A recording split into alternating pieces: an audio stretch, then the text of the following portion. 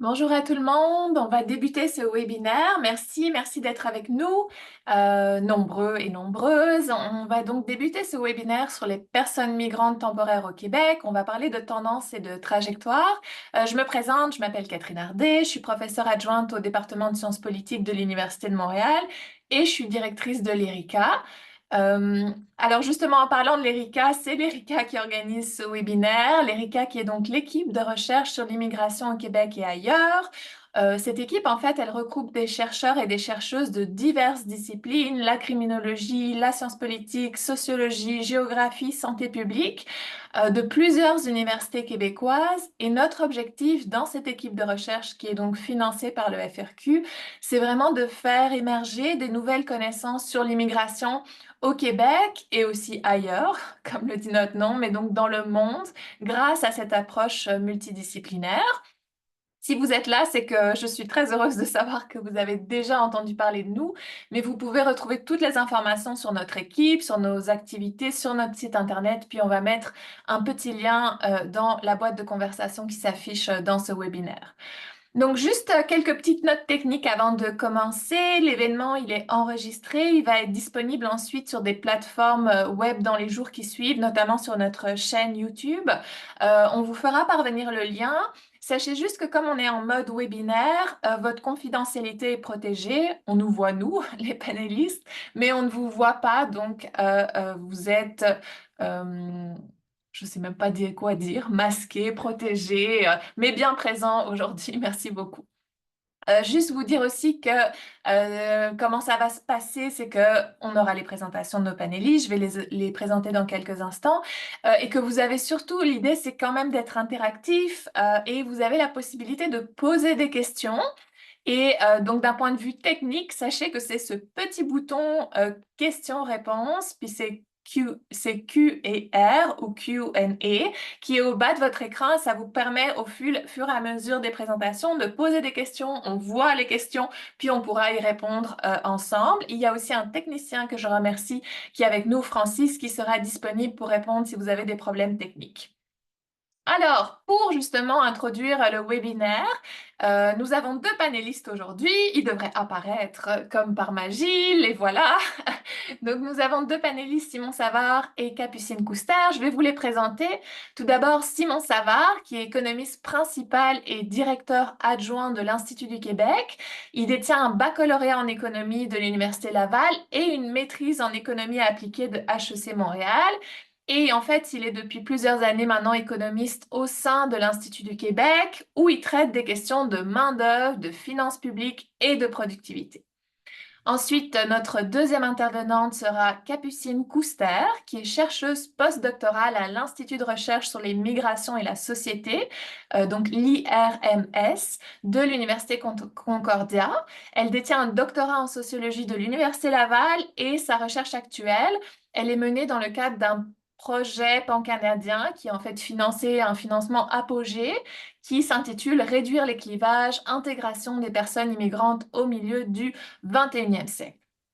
Donc, je suis très heureuse d'être avec vous aujourd'hui. Je remercie évidemment Capucine Couster et Simon Savard d'avoir accepté notre invitation pour parler justement de ces personnes à statut temporaire, des travailleurs migrants et le défi ou je dirais la trame de fond de ce webinaire, c'est qu'on fait quelque chose d'un peu original où on veut contraster, on veut mettre à la fois en regard des perspectives très macro de tendances économiques, démographiques, puis ça, ce sera évidemment la première présentation, avec des perspectives plus micro orientées sur les trajectoires, les passages, les processus.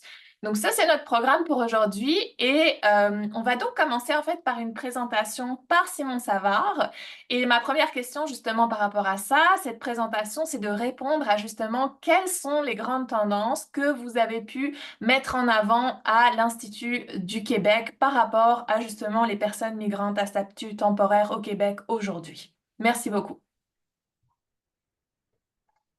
Excellent. Ben, merci beaucoup, Catherine. Puis merci pour l'invitation. Donc, c'est toujours apprécié de pouvoir participer à ce genre de présentation-là.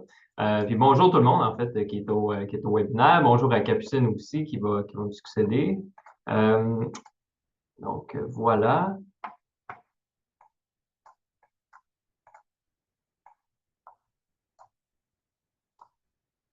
Donc voilà pour cette présentation-là. Je vais faire un tour, un survol en fait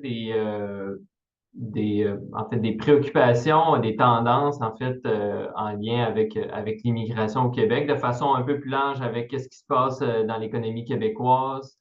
Quelles vont être en fait aussi les prochaines décisions qu'il va y avoir en matière d'immigration au Québec, comment ça pourrait changer, affecter les variables plus au point de vue macroéconomique. Donc, moi, Simon Savard, je suis économiste de formation, comme Catherine le disait. Donc, en gros, à l'Institut du Québec, on est ce qu'on appelle un think tank de politique publique.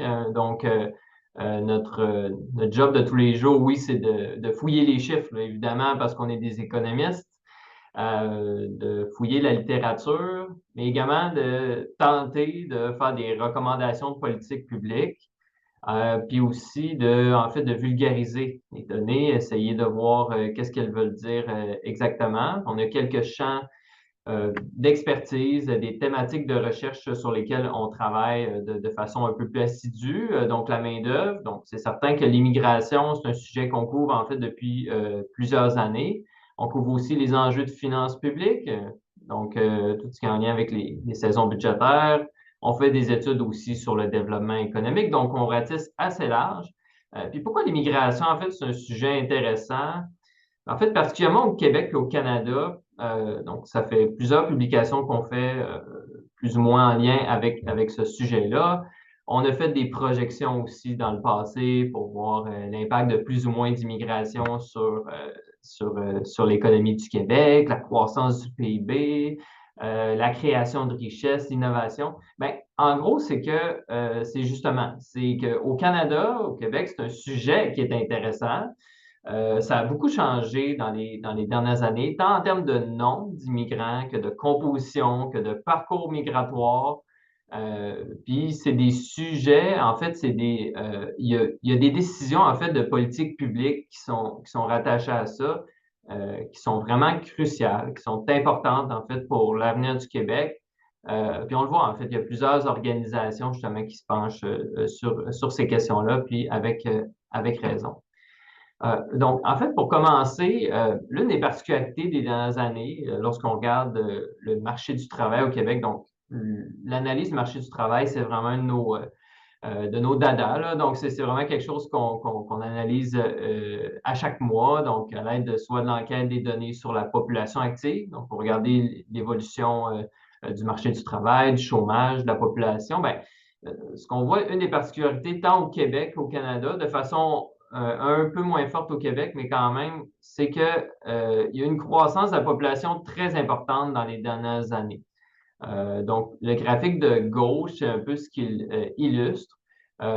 Et donc, ça a des implications pour le marché du travail, puis ça a des implications pour les politiques publiques. Puis, ce qu'on a pu observer, c'est justement que cette croissance de l'immigration-là beaucoup été portée en fait par l'immigration temporaire. Puis je sais que Capucine va vous parler un peu plus des différents parcours tout à l'heure, parce que justement, les gouvernements, en fait, dans les dernières années, ont justement, avant de les resserrer éventuellement, mais avaient assoupli, en fait, les conditions d'accès à différents programmes d'immigration, tant que ce soit pour être étudiant étranger que pour être travailleur étranger temporaire. Il y avait différentes voies d'accès, en fait, qui sont devenues davantage accessibles, ce qui a justement facilité l'accès, en fait, tant au marché du travail, en fait, qu'au Canada de manière générale, soit de façon économique ou notamment via des demandes d'asile. Donc, il y a eu des changements très importants, puis ça a eu des implications vraiment concrètes. Donc, dernière année, là, 195 000 personnes de plus au Québec, là. Donc, c'est vraiment des chiffres qui sont très, très importants. Puis lorsqu'on compare, en fait, le Québec à différentes juridictions dans le monde, que ce soit avec les États-Unis ou d'autres, ben, en fait, lorsqu'on ramène ça relativement à la taille de la population, on est dans des taux de croissance, en fait, qui avoisinent ceux qu'on voit dans des pays plus en voie de développement. Donc, on est vraiment dans des ordres de grandeur. Ben, en fait, nous étions en 2024 dans des ordres de grandeur qui étaient quand même complètement différents que ce que peut être connu par le passé au Québec. Euh, et donc, ce qu'on a analysé en fait, dans les 2 dernières années, lorsqu'on regarde le marché du travail, c'est que, bon, évidemment, sans retracer toute l'histoire, il y a eu la période de l'inflation, là. En fait, même avant ça, il y a eu la COVID, la guerre en Ukraine, l'inflation, la hausse des taux directeurs que suivie par les différentes banques centrales dans le monde, ce qui a donné lieu à un ralentissement assez important de l'économie québécoise et canadienne. Et donc, en 2023 et disons pour la première moitié de 2024 à peu près, mais pendant ce temps-là, il y a eu une hausse de la population, en fait, qui a continué, qui a été assez importante. Donc, il y a eu quelque chose d'assez contre-cyclique là-dedans. Puis, la conséquence de tout ça, c'est que on a eu une augmentation, en fait, du nombre de chômeurs par poste vacant. Donc, c'est un indicateur qu'on utilise, un ratio, en fait, qu'on utilise pour mesurer en fait jusqu'à quel point le marché du travail est serré. Mais ce ratio-là a davantage augmenté à Montréal que dans le reste du Québec. Puis il y a différentes raisons pour expliquer ça. Donc, premièrement, en fait, l'immigration en dehors de tout ce qui est travailleurs étrangers temporaires est toujours en fait concentrée dans la région de Montréal, malgré les progrès en fait qu'il y a eu dans les dernières années à l'extérieur. Conséquence de ça, en fait, avec le ralentissement économique, ben, il y avait davantage à la fois de chômeurs puis de jeunes, en fait, disons, étaient davantage, en fait, davantage d'immigrants, pardon, récents, qui soient temporaires ou permanents, et de jeunes aussi dans la région de Montréal. Et donc, ce qui a donné lieu à des augmentations de ratios de chômeurs par poste vacant plus importants, comme on peut le voir à droite, là, des régions comme justement Laval, la Naudière, Montréal, qui se situent dans le haut.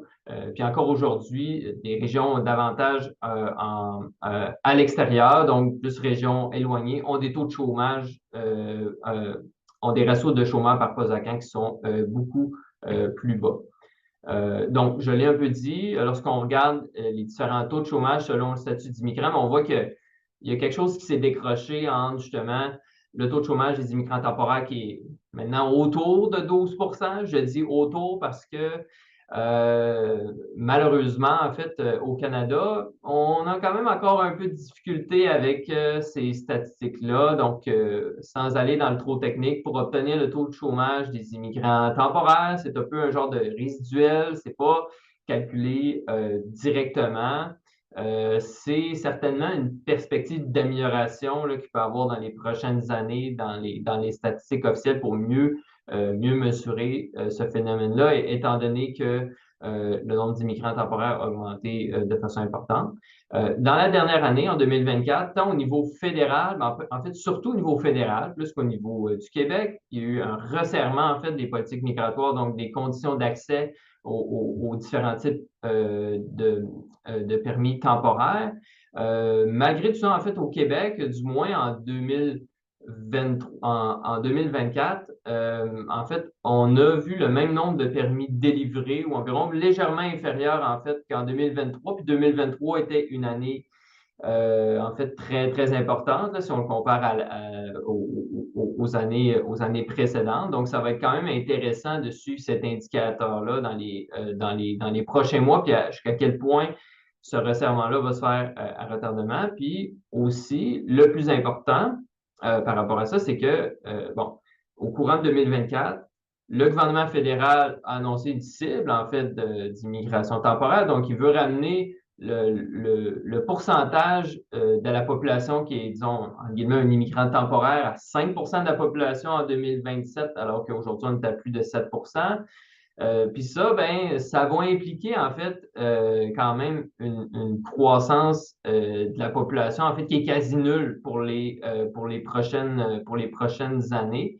Au Québec, il y a pas rien qui a été statué en ce sens-là. Le gouvernement doit consulter en fait les différents groupes là, au printemps, en fait, dans les prochains mois pour justement déposer sa planification pluriannuelle de l'immigration. dans lequel on ne sait pas pour l'instant s'il va y avoir des cibles de temporaire, en fait, mais ça va être, il va du moins avoir davantage une stratégie, en fait, sur plusieurs années, à savoir justement quel immigrant temporaire on va privilégier, entre guillemets, est-ce qu'on va privilégier davantage certaines professions qui sont plus névralgiques dans certaines industries plutôt que d'autres, est-ce qu'on va privilégier certaines régions, donc il y a différentes questions comme ça qui vont se poser d'un point de vue économique. Évidemment, il y a des questions linguistiques et sociaux qui, j'ai pas les compétences pour répondre à ça nécessairement. Nous, ce qui va vraiment nous intéresser en tant qu'économistes, c'est vraiment les questions économiques. Quels sont les choix qui vont être faits? Qu'est-ce qui va se passer avec les seuils d'immigration permanente également? Donc, ça va être intéressant de suivre ça dans les prochains mois. Puis malgré tout, en fait, pourquoi aussi c'est intéressant, c'est que la main-d'œuvre va continuer d'être un sujet important. Puis l'un des principales, l'un des principaux, disons, je ne dirais pas facteurs, mais tu sais, bon, c'est quelque chose dont on parle depuis longtemps, le vieillissement de la population. Donc, on est vraiment dans la décennie de ça. Donc, à l'heure actuelle, au Québec, il y a davantage de gens qui potentiellement quittent le marché du travail pour le nombre de personnes qui sortent du marché du travail. Donc, quand on prend les 60 à 69 ans sur le graphique de droite, actuellement, lorsqu'on prend le nombre total de ces personnes-là, il y en a beaucoup plus que les 20 à 29 ans. C'est un ratio qui devrait s'équilibrer davantage dans les prochaines années, mais en attendant, ça fait en sorte que, il y a davantage de départs à la retraite, ce qui fait en sorte que structurellement, le marché du travail demeure relativement serré. Donc, il y a différents éléments qui entrent en ligne de compte, et celui-là est quand même assez important. Je vous en parlais tout à l'heure, donc le changement de régime, en fait, qui va s'opérer est assez important. Actuellement, les derniers chiffres on a 615 000 résidents non permanents au Québec. Vous voyez les taux de croissance à gauche, là, dans les prochaines années, ça impliquerait justement que la croissance de la population elle serait quasi nulle au Québec. Pourquoi? Parce que si on réduit, si on ramène, par exemple, c'est des calculs qu'on a fait à l'Institut du Québec, si on ramène le nombre de résidents non permanents à 5 de la population, comme le suggère le fédéral, en fait, donc ça serait de ramener l'immigration temporaire environ à 450 000. Donc ça, c'est basé notamment sur des projections que l'Institut de la statistique du Québec a fait, Statistique Canada les a fait aussi. Et étant donné que la quasi-totalité de la croissance de la population au Québec, c'est de l'immigration internationale, tant permanente que temporaire, ça impliquerait d'avoir une croissance de la population qui est nulle dans les prochaines années. Donc, il y a vraiment un changement qui est assez important.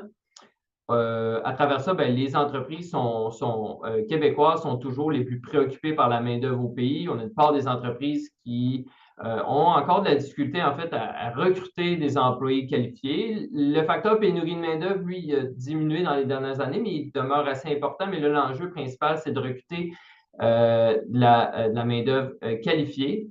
Donc, il y a un impératif, en fait, d'augmenter la productivité, étant donné le vieillissement de la population qui s'opère.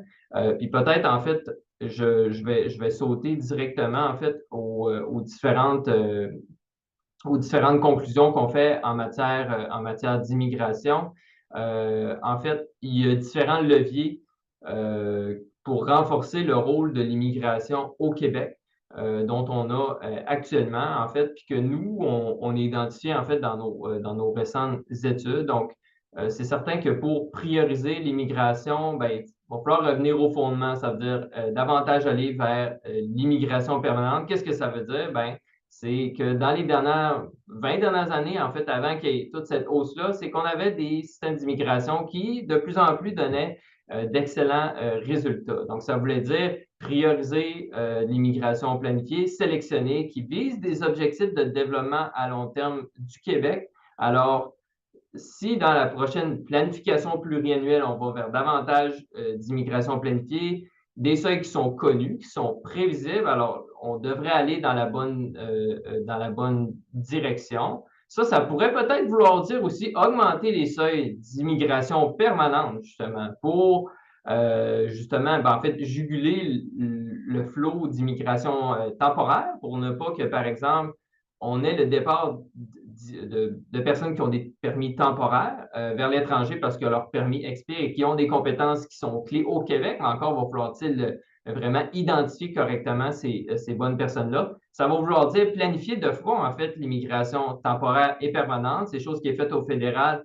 Le Québec s'en va vers ça aussi. Reprendre le contrôle de l'immigration, puis surtout renouer avec les objectifs économiques de productivité, justement. Parce que la productivité, en fait, ça ne veut pas dire travailler plus, ça veut dire seulement travailler mieux. Mais en termes de développement des compétences et développement de la main-d'œuvre et de l'immigration, c'est justement viser de l'immigration qui est hautement qualifiée. Donc, c'est vraiment ce qui doit être privilégié. Puis en même temps, il ne faut pas oublier des objectifs québécois qui sont celui d'occupation du territoire. Donc, il ne faut pas non plus déstructurer certaines industries, en fait, qui se sont bâties dans les dernières années autour de facilité d'accès à l'immigration temporaire. Donc, à court terme, il va quand même avoir un certain jeu d'équilibriste. Et finalement, pour assurer le succès de l'immigration, on fait quelque chose qu'on a moins fait dans les dernières années, c'est planifier davantage l'immigration en fonction des cycles économiques, ce que le programme de travailleurs étrangers temporaires était disons, censé faire pour justement qu'il y ait une intégration rapide, puis qu'il n'y ait pas justement une différence si importante de taux de chômage entre les immigrants temporaires et le reste de la population. Donc voilà pour le moment, ma présentation s'arrête ici et bien hâte de pouvoir répondre à des questions tout à l'heure. Merci.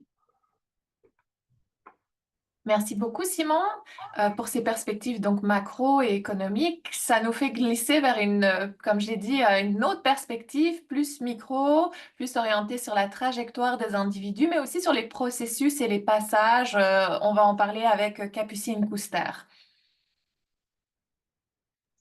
Bonjour tout le monde, merci beaucoup, merci aussi à l'ERICA pour l'opportunité de présenter mes recherches. Aujourd'hui, je vais vous parler de résultats de ma recherche doctorale avec comme objectif de vous donner des pistes d'analyse et de réflexion pour interpréter justement les transformations qu'il y a en ce moment en matière d'immigration temporaire et permanente au Canada et au Québec. Donc moi, dans le cadre de ma thèse, je me suis intéressée aux expériences de transition vers la résidence permanente de résidents et résidentes temporaires au Québec.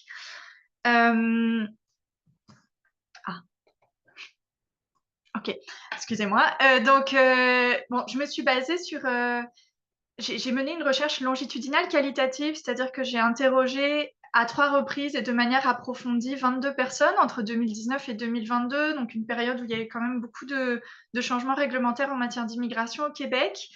Les 22 personnes que j'ai interrogées avaient comme point commun de travailler dans l'hôtellerie-restauration en 2019 avec un permis de résidence temporaire dans la ville de Québec. Mais j'ai pu saisir leur parcours sur plusieurs années et ce que j'ai observé, c'est que ces personnes qui sont arrivées avec des permis temporaires d'études ou de travail sont restées au Québec pendant de longues années, ont traversé une succession de types de permis temporaires différents et sur ces 22 personnes, il y en a 19 qui ont développé le projet d'obtenir la résidence permanente, même si ce n'était pas nécessairement leur intention à l'origine.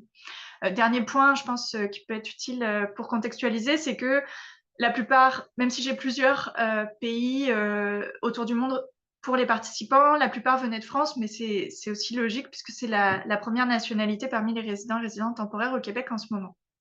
Bon, avant d'aborder les résultats, je voulais vous faire une petite mise en contexte sur les changements qu'on a vus s'opérer dans le système migratoire au Canada puis au Québec, puisque les deux vont un peu ensemble, on va le voir.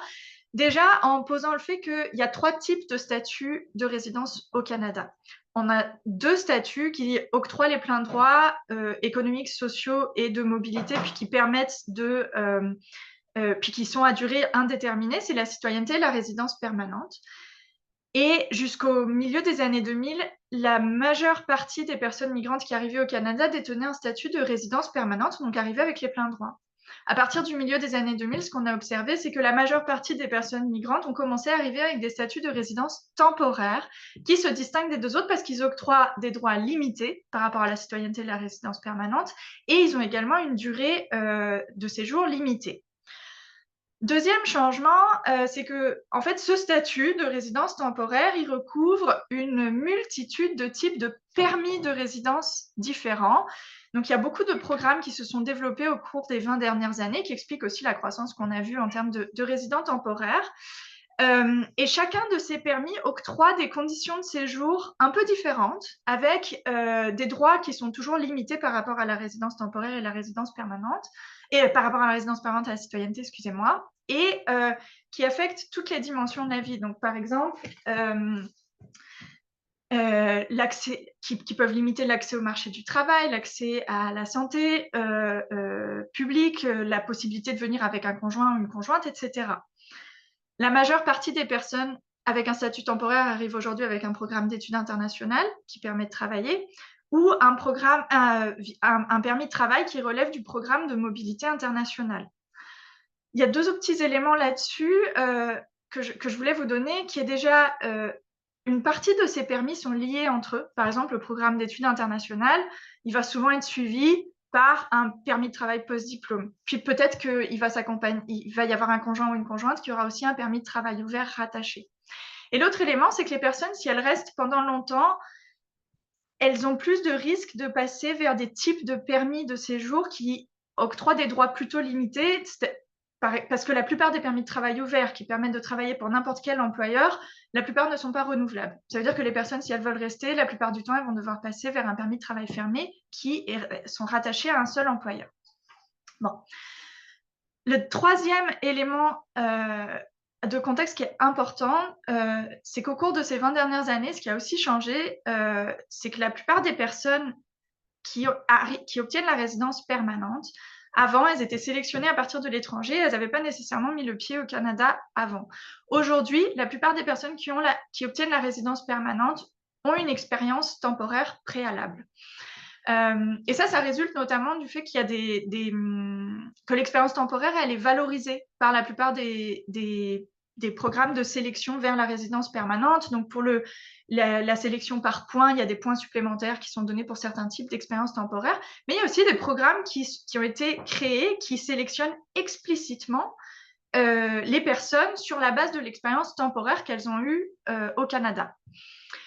C'est notamment le cas au Québec, qui est la province qui peut sélectionner 100% des immigrants, des résidents temporaires de la catégorie de l'immigration économique. Et elle a mis en place en 2010 un programme qui s'appelle le programme de l'expérience québécoise, qui requiert que les candidats aient soit un diplôme du Québec, donc une expérience d'études au Québec, soit une expérience de travail d'une durée donnée, minimum 1 an, à temps plein dans un emploi généralement qualifié. Je ne donne pas beaucoup plus de détails sur les requis parce que, comme vous pouvez le voir ici, depuis 2010, il y a eu beaucoup de changements dans les critères de sélection. Et en fait, ce que j'ai essayé de comprendre dans ma recherche, c'est comment cette expérience d'essayer d'obtenir la résidence permanente via le PEC, dans ce contexte de régulation changeante, affecte les parcours des personnes migrantes elles-mêmes. Et je vais essayer de vous montrer les différents types de complexité qu'on peut observer dans ce parcours et qui ont des effets sur les expériences des personnes. Premièrement, la transition vers la résidence permanente à partir de l'expérience temporaire, c'est un processus qui est long et qui implique que les personnes vont rester longtemps avec un statut temporaire qui octroie des droits limités. On peut diviser ce parcours de transition en plusieurs séquences. On pense généralement à la séquence administrative, donc une fois que les personnes ont candidaté, et pour les personnes qui candidatent via le programme de l'expérience québécoise, il y a 2 étapes. Il faut d'abord être sélectionné par le provincial, ça prend environ 6 mois, pour ensuite avoir le droit de candidater au fédéral pour être admis. Et ça, c'est une étape qui, selon les périodes, prend entre plusieurs mois, mais surtout plusieurs années. Une autre étape qui est un peu plus souvent passée sous silence, c'est l'étape pré-administrative, puisque, comme je vous l'ai dit, les critères de sélection, ils imposent une expérience d'études ou de travail. Et ça, finalement, ça requiert que les personnes elles conforment leur parcours pendant un temps donné à ces critères de sélection. Dans certains cas, ça ne nécessite pas que les personnes développent des stratégies parce qu'elles avaient déjà prévu de suivre des études au Québec, par exemple. Mais dans d'autres cas, les personnes développent le projet d'obtenir la résidence permanente une fois qu'elles sont sur place, parce qu'elles ont trouvé un conjoint, parce qu'elles ont créé des relations. Et dans ce cas-là, il peut être difficile d'essayer d'obtenir la résidence permanente dans les limites du permis temporaire détenu. Et les personnes vont devoir développer des stratégies comme reprendre des études ou trouver un employeur qui accepte de donner un permis de travail fermé pour pouvoir obtenir la résidence permanente. Donc, des changements que les personnes vont faire imprévus, non souhaités à l'origine, juste pour obtenir la résidence permanente.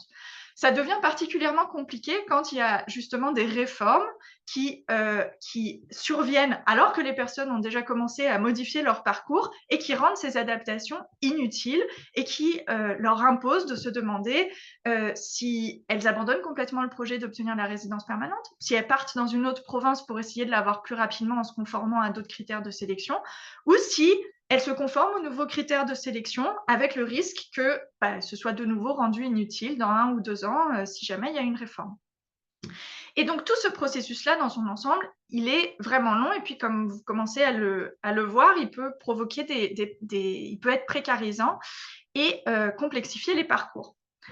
L'une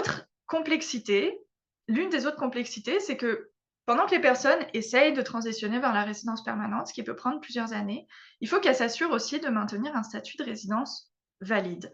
Or, comme je vous l'ai dit, ces permis de résidence temporaire, ils sont à durée limitée. Un certain nombre ne sont pas renouvelables. Et dans tous les cas, il faut essayer il faut faire des nouvelles démarches administratives qui ont un coût, qui peuvent occasionner des erreurs pour essayer de maintenir ce statut valide qui, de nouveau, peuvent poser un certain nombre de risques, dont notamment, dans certains cas, s'il y a des erreurs de l'administration ou de la personne, des moments de perte de statut. Troisième élément de complexité, ce processus de transition, je vous l'ai suggéré, il est fédéralisé. Donc, il faut d'abord candidater au provincial avant de pouvoir candidater au fédéral, ce qui occasionne 2 démarches administratives, de bien comprendre les prérogatives d'un levier de gouvernement et de l'autre, mais en plus, à différents moments du parcours, il y a des droits qui sont ouverts. Par exemple, l'accusé réception de la résidence permanente, il donne droit à la RAMQ, mais il donne aussi droit à un type spécifique de permis de travail. Et tout ça, ça peut être particulièrement complexe à comprendre et à naviguer pour les personnes candidates. Et j'ai notamment parmi mes participants une personne qui venait de France et qui pensait que le CSQ, le certificat de sélection du Québec, qui est ce document que le provincial donne, qui autorise à candidater à la résidence permanente au fédéral. Elle pensait que ce document, c'était aussi un permis de séjour. Ce n'est pas la seule personne à commettre cette erreur, sauf qu'elle peut avoir des conséquences absolument majeures, puisqu'elle s'est retrouvée pendant un certain temps sans statut, avec beaucoup de difficultés pour réussir à le rétablir. Donc, en conclusion, je voulais vous laisser avec quelques remarques. Comme l'a suggéré aussi Simon, il faut bien comprendre que la résidence temporaire et la résidence permanente, ce sont des vases communicants et que les mesures qui sont prises dans l'une ou dans l'autre affectent souvent donc, les résidents et les résidentes temporaires. Les parcours de transition vers la résidence permanente, ce sont aussi des parcours qui sont vraiment longs, qui prennent de nombreuses années, que les personnes doivent passer avec un statut de résidence temporaire qui octroie des droits limités, qui peuvent, je ne l'ai pas trop évoqué là, on pourra en parler plus tard, mais aussi limiter les choix que les personnes peuvent faire dans toute leur sphère de vie, et notamment familiale. D'autant plus, c'est des parcours d'autant plus complexes que les personnes doivent faire des choix pour réorienter leur parcours pour essayer de se conformer aux critères de sélection, qu'en plus, elles peuvent avoir des permis de séjour différents à différents moments de leur parcours, avec donc des droits différents, ce qui rend là encore la possibilité de planifier, de faire des choix et d'accéder à des opportunités limitées. Et puis, c'est des parcours qui sont précarisés par cette tentative de transition vers la résidence permanente, de fait de nouveau là, du statut, etc. Aujourd'hui, les politiques fédérales et provinciales prises, elles vise en particulier au fédéral, à limiter les cibles le nombre de résidents permanents qui sont sélectionnés, mais aussi de résidents et résidentes temporaires. En fait, ça affecte une grande partie de personnes qui sont sur place, puisque la plupart des résidents temporaires sont déjà au Canada. Il y a des limites des types de permis temporaires disponibles qui réduisent la possibilité de renouveler son permis, par exemple. Et il y a un paradoxe ici qui est que toutes ces politiques-là, fédérales ou provinciales, elles sont prises en même temps que le gouvernement fédéral dit souhaiter favoriser la transition de la résidence temporaire à la résidence permanente pour rentrer dans ses cibles. ce qui envoie un message absolument contradictoire pour les personnes, puisque d'une part, elles sont face à davantage de difficultés pour pouvoir rester au Québec et donc pouvoir passer ce processus de résidence permanente, mais complètement incitées à rentrer quand même dans ce parcours précarisant, puisque le gouvernement fédéral a dit qu'il allait prioriser cette catégorie de résidents temporaires. C'est encore plus complexe au Québec où, pour le moment, les programmes de transition vers la résidence permanente pour les immigrants économiques ont été gelés, donc on ne sait pas trop ce qui va se passer de ce côté-là, et ça complexifie énormément la prise de décision des personnes sur place et accroît bien sûr les risques de précarisation. Merci beaucoup.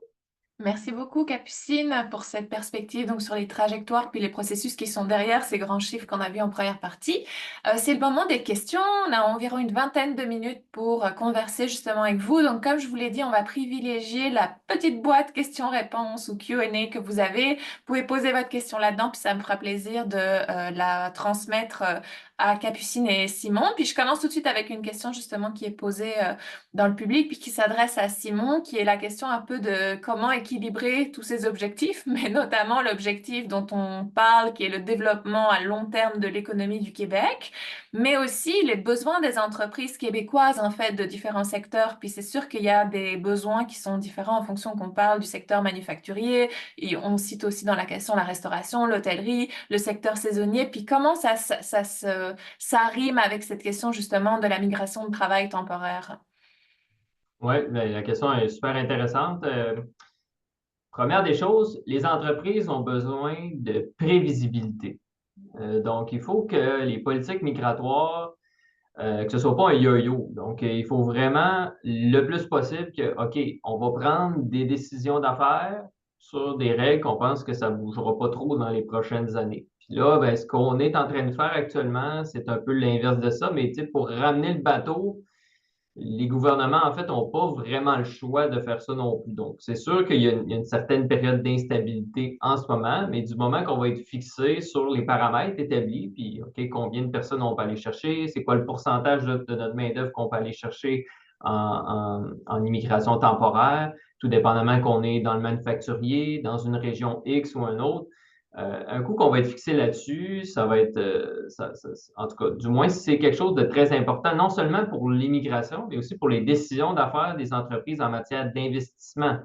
Parce que pour investir, que ce soit dans la main-d'œuvre, dans de la machinerie, dans le futur, ben, c'est que les entreprises estiment qu'il y a un certain retour sur investissement, en fait, qu'il va y avoir dans le futur. Alors, il faut que tout ça soit très clair. Puis plus fondamentalement, ce qu'on dit sur cette question-là, ben, c'est sûr qu'il y a un équilibre en dire, ben, ce qu'on veut en fait du Québec, c'est quoi? C'est avoir une économie qui est plus productive et innovante. Donc, ça nécessite de notamment réduire une certaine dépendance aux emplois dans des domaines qui sont moins bien qualifiés. On ne veut pas que en quelque sorte, la main-d'œuvre étrangère temporaire devienne un frein à l'investissement et à l'automatisation dans les entreprises. Ça, c'est la première chose. Mais il y a une certaine transition, en fait, qui doit se faire parce que ça ne peut pas se faire si facilement. Et donc, c'est pour ça, en fait, il y a comme cette, disons, cette dualité-là qu'il faut aller chercher. Il faut tenir compte des spécificités régionales. Il faut tenir compte aussi de justement l'aménagement du territoire.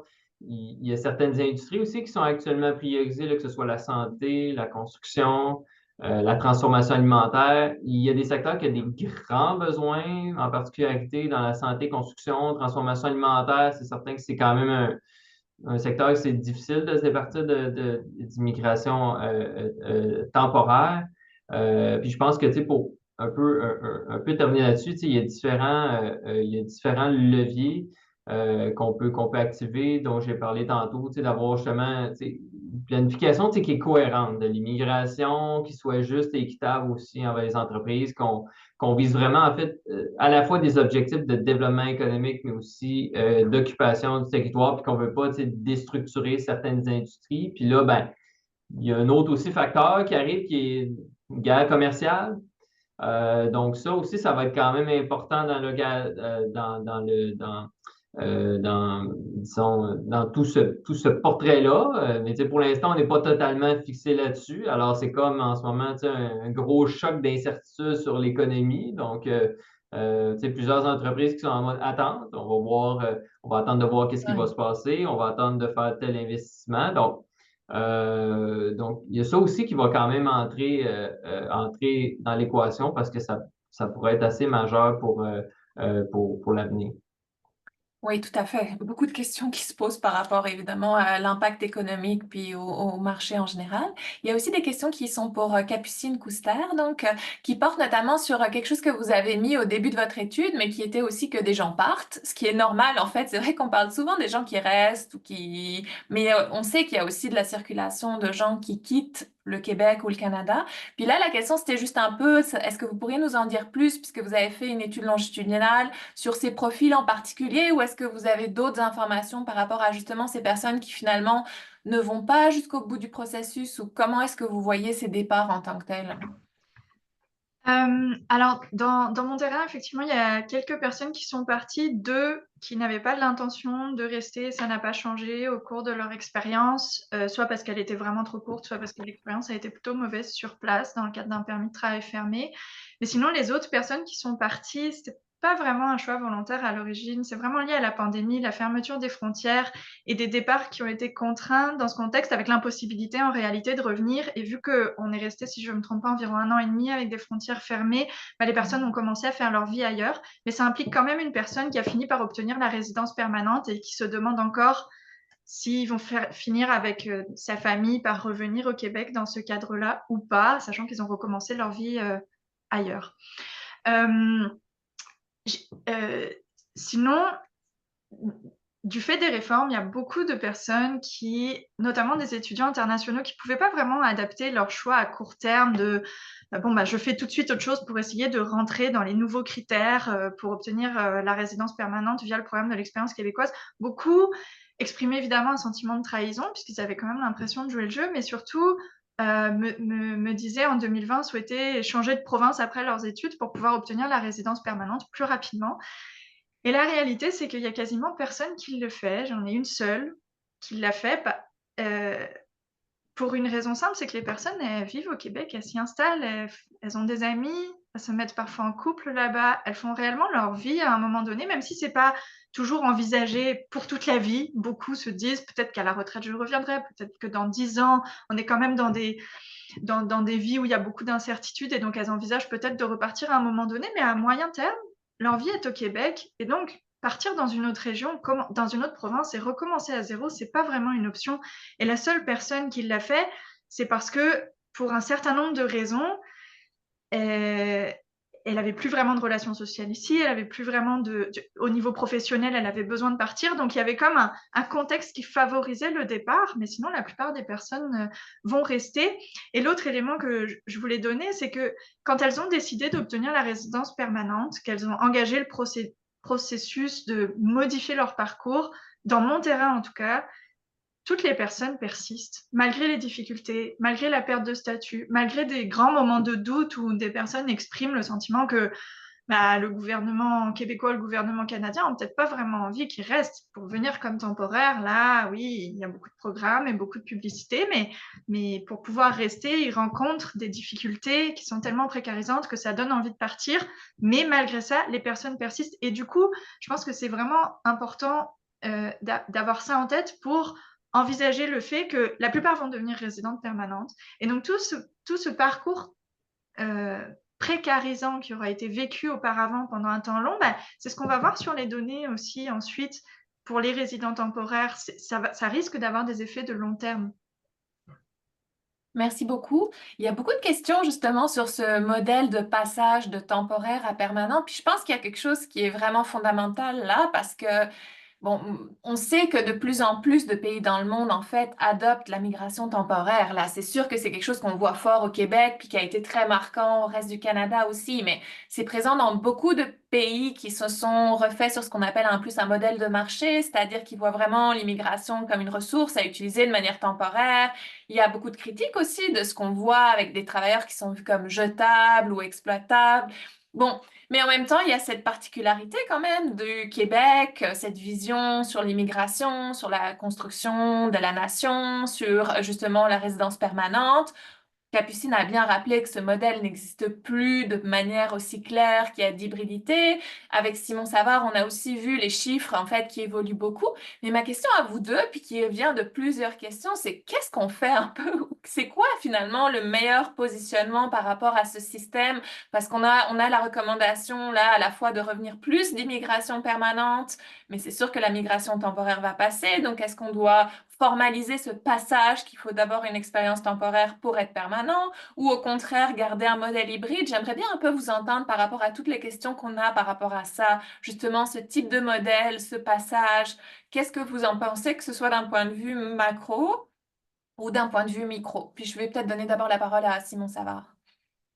Oui, ben, ce qui est majeur, en fait, pour l'intégration au marché du travail, puis pour, en fait, éliminer, ou du moins réduire le risque de surqualification, hein. Donc, ça, c'est vraiment, ça, c'est quand même un enjeu important, puis on le voit encore dans les données. Ben, c'est d'abord d'avoir de l'expérience préalable sur le marché du travail, d'avoir un réseau de contacts, tu sais, d'être présent, donc ça, ben, ça ne peut pas passer autrement que par l'immigration temporaire. Donc cette immigration-là en deux étapes, là, puis Capucine l'a bien expliqué, tu sais, c'est vraiment, c'est ça pourquoi notamment tu sais, le Canada, c'est beaucoup tourné vers ça dans les 2 dernières décennies. Tu sais, après ça, ben,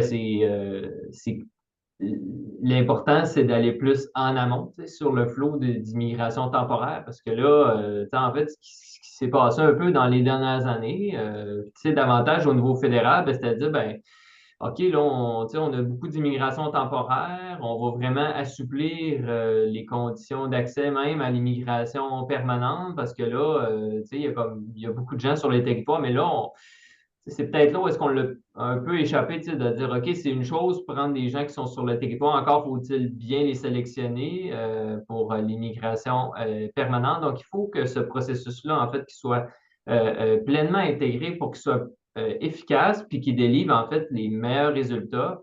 Puis les meilleurs résultats, c'est pas seulement à court terme, mais c'est aussi de s'assurer que, OK, est-ce que ces gens-là vont rester?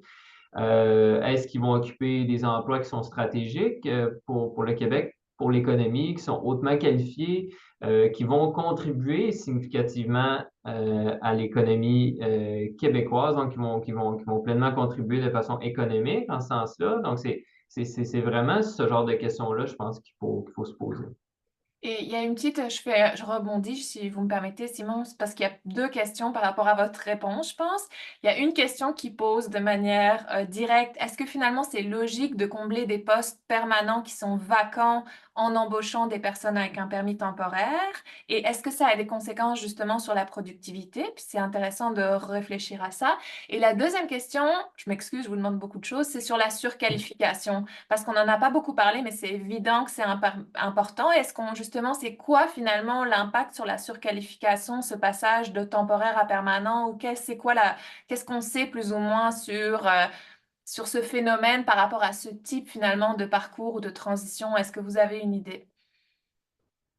Oui, ben écoutez, tu sais, sur la première, en fait, je vais aller sur la deuxième question en premier lieu. Mhm. Tu sais, au niveau de la surqualification, tu sais, c'est qu'en fait, là où est-ce qu'il y a le problème, en tout cas que nous, on a identifié, tu sais, dans nos analyses, ça a beaucoup à voir notamment avec la conjoncture économique, puis à la façon dont, tu sais, si par exemple, OK, je vais y aller avec un exemple, peut-être ça va être plus simple. OK, puis c'est peut-être un peu anecdotique, là, mais on a vu ça là, tu sais, dans plusieurs articles de journaux. Là, OK? Bon, des entreprises qui ont fait venir des travailleurs sur une base temporaire pour occuper un poste, là, tu sais, que c'est vraiment, tu sais, que ça demande une qualification particulière, tu sais, sur un permis de travail fermé. Puis là, là, en raison des aléas économiques, ralentissement, on a moins besoin de ce travailleur-là. Bon, on n'a plus besoin de toi. Là, tu te retrouves un peu comme dans la nature.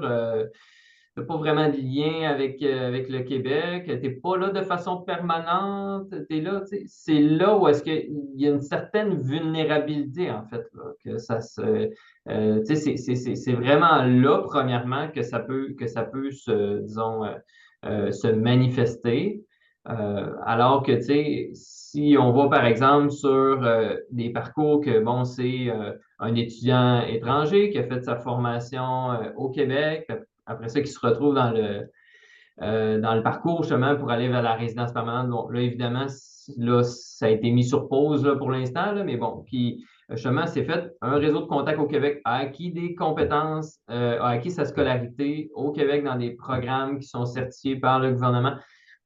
Ça donne beaucoup plus de chances, en fait, pour que justement cette personne-là, lorsqu'elle arrive sur le marché du travail, ait un emploi à la hauteur de ses compétences et qu'elle ne sera pas surqualifiée dans le sens où ou qu'elle n'occupera pas, en fait, un emploi qui justement, correspond pas, en fait, tout à fait à ses compétences, puis pour lesquelles elle pourrait se retrouver à être sous-payée en quelque sorte. Puis bon, c'est des emplois, entre guillemets, qui sont moins productif si vous êtes un travailleur qui avait des compétences particulières pour amener plus de valeur ajoutée dans une entreprise, occuper un poste qui est inférieur, ben c'est comme un peu c'est comme des pertes des pertes économiques en quelque sorte. Et est-ce que pour la première question, vous voyez en termes justement de productivité puis d'efficience finalement de enfin, ce pairage qui finalement est particulier sur certains secteurs? Ouais, ben tu sais, d'un point de vue macro, tu sais, on part de la base, là. Au Canada, on a un problème de productivité et d'innovation. Le PIB par habitant, là, qui est un indicateur imparfait, là, mais qui mesure tu sais, disons, le niveau de richesse, si on veut, au Canada, ben, il est au même niveau qu'il y a 10 ans. OK? Donc, alors qu'il y a d'autres pays, notamment au sud de la frontière et d'autres, là, qui se sont davantage enrichis. Donc, oui, tu sais, il y a des questions en fait à se poser. Ben, puis c'est les questions que les gouvernements se posent pour justement, tu sais, mieux amener l'immigration en fait à contribuer à l'économie. Puis il y a quelques années, en fait, on avait fait des projections justement où est-ce qu'on essayait de voir les différents niveaux d'immigration. Puis ben, en fait, ce que ça montrait, c'est que, tu sais, dans le fond, si on augmentait en fait le niveau d'immigration, ben, ça amenait une croissance du PIB par habitant, en fait, qui est plus faible dans le futur. Mais au-delà de ça, qu'est-ce qui est plus important, c'est d'avoir de l'immigration, en fait, qui est hautement qualifiée, qui va, en fait, oui, c'est pas vraiment satisfaire les besoins du marché du travail, mais amener des compétences, en fait, qui vont rehausser le potentiel économique à la fois du Québec et du Canada. Donc, c'est vraiment ça qui est important. Puis je pense que, tu sais, en essayant de remettre la pâte à dents dans le tube, là, comme ce que les gouvernements font actuellement, à mon avis, ça va être un des critères, en fait, importants à surveiller, là, tu sais, dans les choix publics qui vont être faits, pour justement recadrer l'immigration, puis le parcours migratoire, le lien entre immigration temporaire et permanente. Merci beaucoup. Alors, je me tourne vers Capucine, puis un peu la même question sur finalement, c'est quoi les plus-values ou justement les problèmes de ce double modèle, de cette hybridité? Qu'est-ce que vous voyez? Il y a des questions qui posent aussi, il y a des personnes aussi qui posent la question des conséquences finalement familiales, sociales, plutôt si on regarde au-delà justement des approches, mais en termes d'individus, est-ce que c'est un bon modèle, ce deux étapes? Est-ce qu'on doit privilégier ça? Qu'est-ce que ça crée? C'est quoi votre justement perspective par rapport à ça? Mais je pense qu'il y a plusieurs manières de le prendre. Déjà, dans le contexte actuel où l'immigration temporaire, c'est l'immigration principale au Canada, je pense que c'est essentiel de conserver un modèle d'immigration, d'avoir une possibilité de transitionner de la résidence temporaire à la résidence permanente pour que les personnes aient la possibilité d'obtenir des droits, davantage de droits, et puis que cette expérience en tant que temporaire, elle soit aussi reconnue.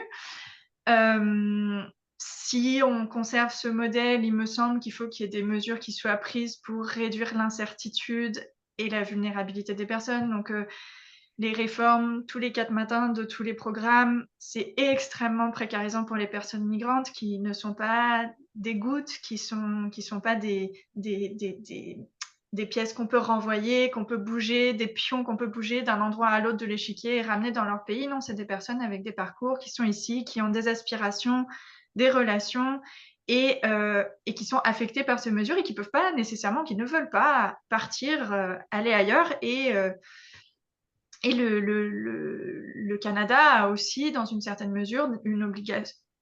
peut-être que le mot obligation est un peu fort, mais en tout cas, a pris une forme d'engagement parce que ces dernières années, il y a eu énormément de discours et de mesures qui ont été prises pour inciter les personnes à passer de la résidence temporaire à la résidence permanente. C'est pas un souhait qui vient de nulle part. Donc, je pense qu'il y a des réformes à faire sur justement ces enjeux de transformation réglementaire, de possibles droits acquis dans une certaine mesure, et puis de transparence aussi, puisque la complexité de ce processus fédéralisé rend encore plus complexe pour les personnes la navigation. Ça, c'est un point si on reste dans ce système-là, mais je pense qu'il pose plus largement la question du statut de résidence temporaire, parce que jusqu'à 20 ans, la majeure partie des personnes arrivaient au Canada avec les pleins droits.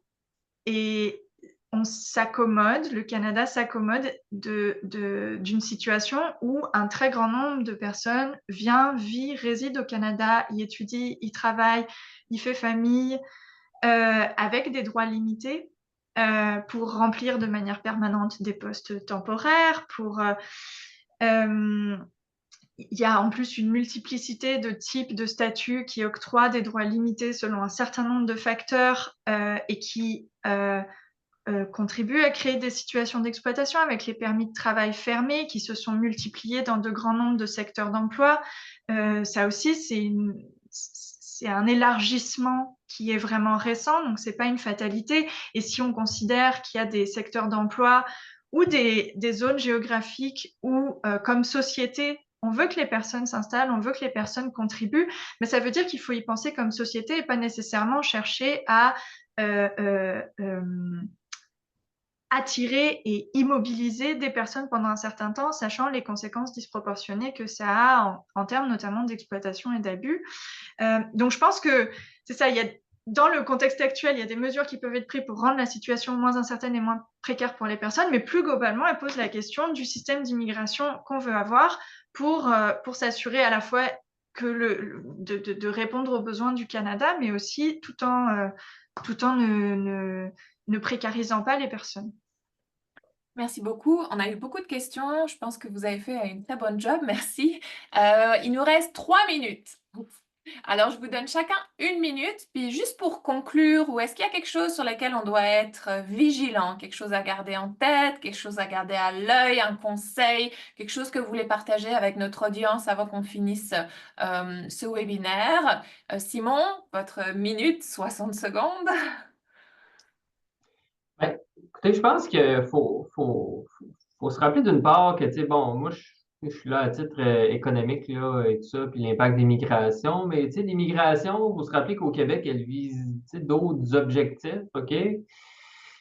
Ou du moins, il y a d'autres, je dirais pas contraintes, là, mais d'autres, parlons de francisation, par exemple, tu sais, qui est un aspect quand même important, alors, pour lequel, tu sais, c'est à la fois une question d'intégration économique, intégration sociale aussi, donc les investissements, en fait, en francisation tu sais, qui soient là aussi pour justement soutenir les parcours d'immigration au Québec, que ce soit à la fois temporaire ou permanent, parce qu'on le sait, beaucoup de temporaires deviennent permanents par la suite. Il y a toujours l'enjeu, tu sais, de la régionalisation dont je parlais tout à l'heure. Puis on le voit, la rareté de la main-d'œuvre qualifiée est beaucoup plus aiguë dans certaines régions. Je suis allé dans Chaudière-Appalaches la semaine passée. Tu sais, on est à 2,9 de taux de chômage.